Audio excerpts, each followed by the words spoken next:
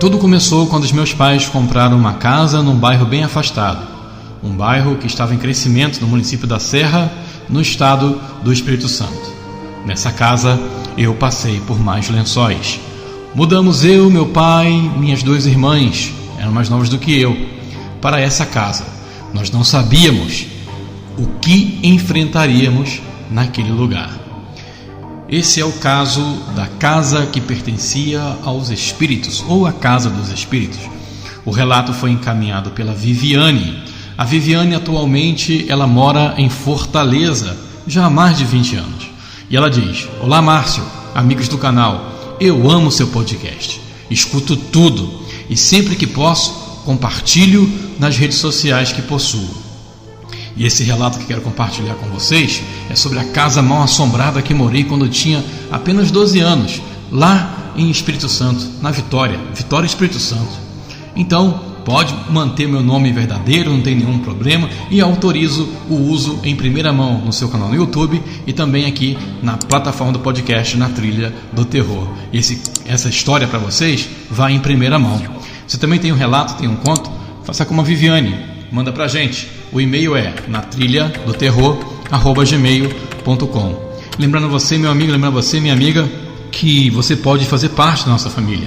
Entre no Catarse, entre no Apoie-se. A partir de R$5 você nos ajuda a manter o trabalho no ar e ainda passa a ter benefícios exclusivos, como por exemplo receber esse relato mesmo antes de ser publicado na plataforma original. Lembrando que todo recurso que agora entra para o canal é revertido para ajudar a custear o tratamento do câncer de colo de útero da minha irmã. Dito isso, meu amigo, não se esqueça de compartilhar esse conteúdo, deixar like, joinha, se eu gostei aqui no Spotify, dá a estrelinha aqui pra nós, tá bom? E comenta aí de qual parte do Brasil e do mundo você nos ouve, tá certo? Agora sim, dito isso, vem comigo para mais um episódio de podcast aqui no meu e no seu, no nosso canal, Na Trilha do Terror. Vem comigo!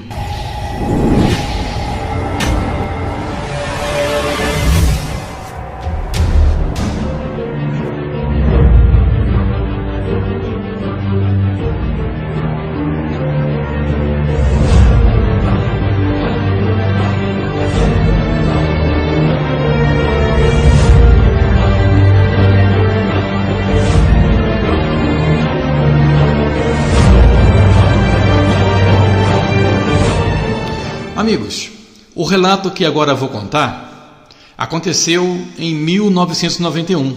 Eu devia ter mais ou menos 15 anos. E tudo começou quando os meus pais compraram uma casa num bairro afastado que estava em crescimento no município da Serra, no estado do Espírito Santo. Nessa casa, eu passei por maus lençóis. Sim, mudamos. Eu, meus pais e duas irmãs mais novas que eu. A casa era bem localizada, boa, grande, tinha uma varanda enorme, corredor largo, que ia dar para uma área de lavanderia, uma despensa, cozinha e um outro quintal. O quarto dos meus pais dava para um corredor, os das minhas irmãs para a varanda ou rua e o meu para o quintal escuro, o pior panorama possível. Prestem bem atenção nessa parte do quintal escuro e despensa, pois ali será o ponto X dos acontecimentos. Me mudei para esta casa aos 9 anos, ou seja, 1985. Tinha irmãs de 4 e 2 anos nessa época. Meus pais trabalhavam bastante. Minha mãe, sempre ocupada com os afazeres domésticos e venda de produtos na rua. Meu pai trabalhava o dia inteiro como autônomo, ou seja, ambos tinham uma vida muito corrida. Ambos não paravam para conversar conosco. Éramos soltas, mas bem responsáveis. O bairro era calmo e todos se conheciam. Quando eu mudei para esta casa, não acontecia nada por lá que eu me recorde, mas à medida que fui ficando adolescente, as coisas pioraram. Outro fato importante a relatar é que eu cresci em uma família de espíritas. Avó, avós, tios e mãe. E desde cedo eu acompanhava minha mãe ao centro espírita kardecista. Minha mediunidade aflorou cedo e eu comecei a ver coisas nessa casa com frequência.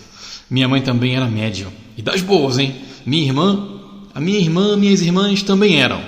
Mas não se deram conta na época do que estava acontecendo. eram muito novas.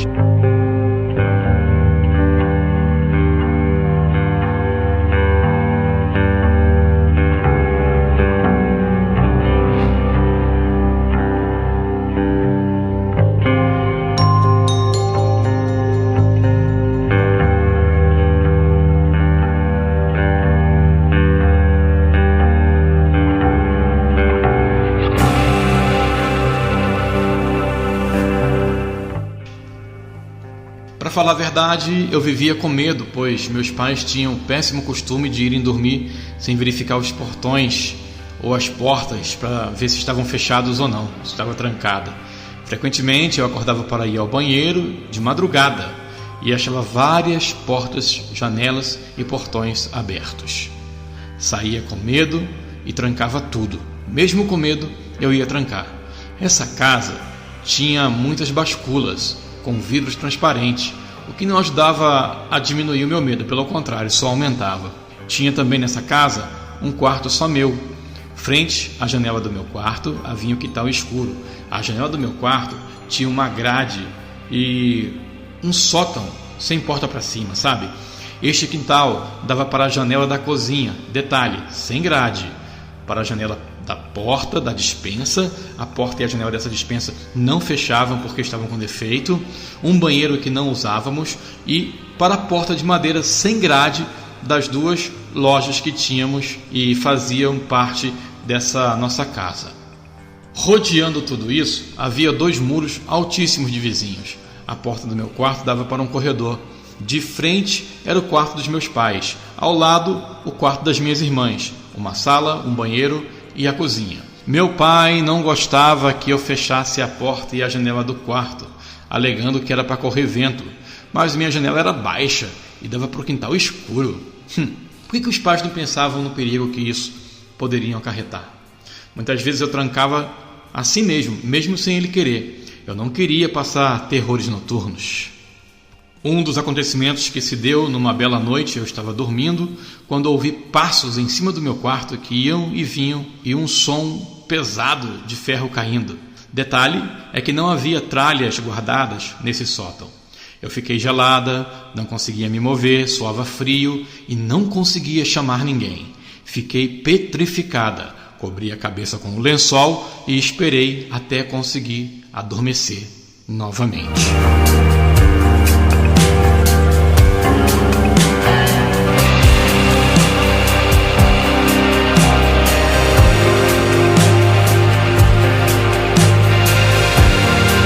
Um dia, ainda meio dormindo, vi um homem baixo e com cara feia olhando para mim na minha porta do quarto. Eu fiquei em choque e mais uma vez não consegui me mexer de tanto medo. Não me recordo o que ocorreu após a visão, só sei que eu fiquei com muito medo. Frequentemente eu via vultos passando pelo cômodo ou pelos cômodos da casa. Anos mais tarde eu descobri, conversando com minhas irmãs, que já estavam mais velhas, que elas também viam esses vultos pretos, o que chamam de shadow people. Na verdade são espíritos, mas na época nunca me relataram isso, eram bem novinhas. A minha irmã do meio até hoje não gosta de comentar o que via, tem pavor. Minha irmã mais nova já viu até uma mulher de branco no apartamento que ela mora em Nova York.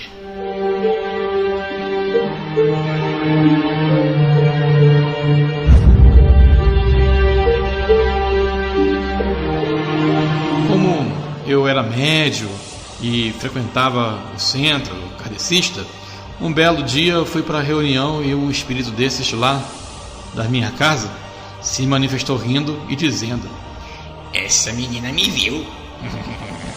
Eu tentei fazer ela não vir aqui para a reunião, mas ela é teimosa e veio assim mesmo."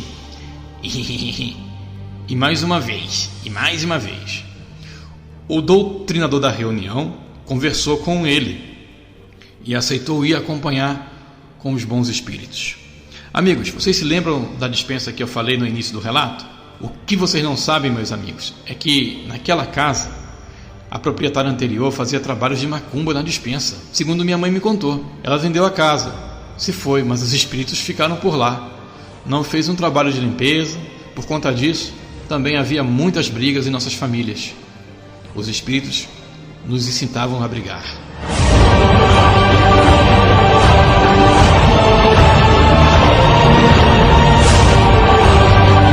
Eu frequentemente tinha que fechar as portas e janelas que meus pais esqueciam abertas. E até hoje tenho pesadelos com essa casa. Apesar de essa casa não existir mais no plano físico, pois demoliram-na e construíram uma famosa farmácia no local. Mas ela existe no plano espiritual, plasmada por esses espíritos que não querem desapegar. Eu ainda tenho medo de dormir com a porta e janela aberta. Ainda sonho que estou trancando portas e portões. E nesses sonhos tem sempre monstros querendo entrar, mas não conseguem. As portas são sempre de fechaduras quebradas, ou sem fechaduras, ou com elas estragadas. Nesta casa ocorriam coisas malucas. Eu ouviam falar comigo, eu ouvia falarem comigo, avisando que o telefone ia tocar e que era tal pessoa, ou que fulana estava me chamando no portão, e quando eu ia lá, estava lá tal pessoa. Um dia eu estava dormindo quando ouvi uma coisa pesada empoleirando na grade do meu quarto, que estava para o quintal escuro.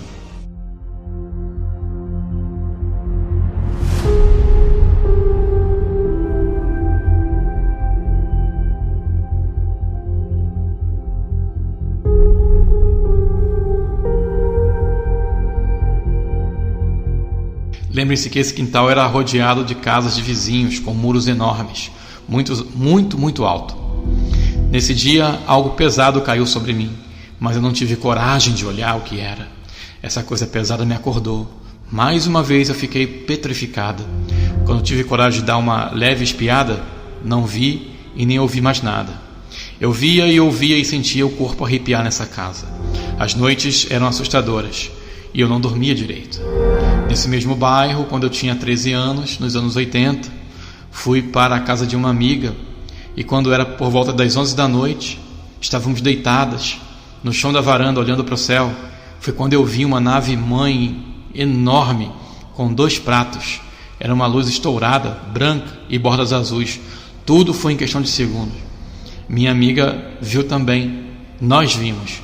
E já nessa época eu lia revistas sobre OVNIs e sempre amei ler esse tipo de curiosidade. Eu sempre tive curiosidade sobre isso, eu era curiosa.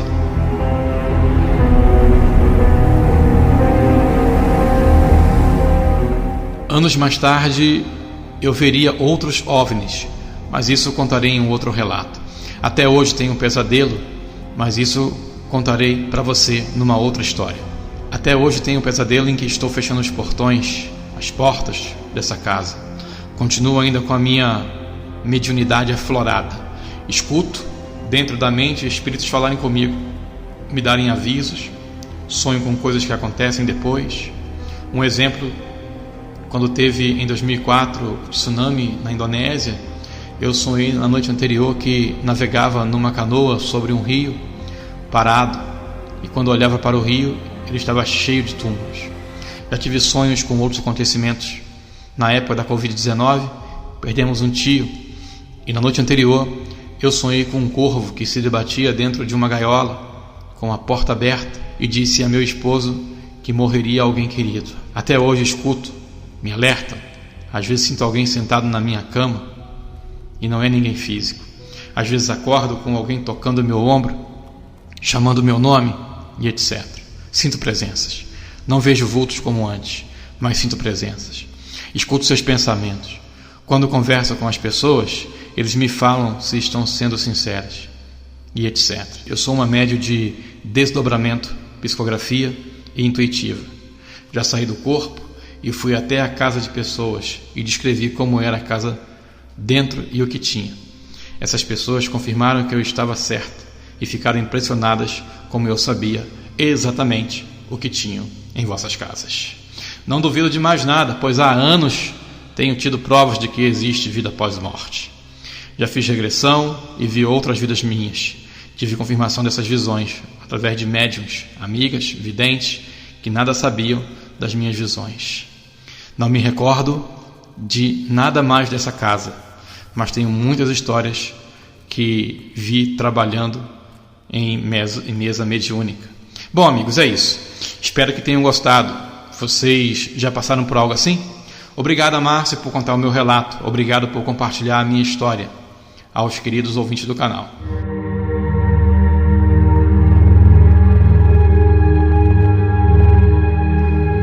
Muito bem, esse foi o caso da Casa dos Espíritos, relato enviado pela Viviane.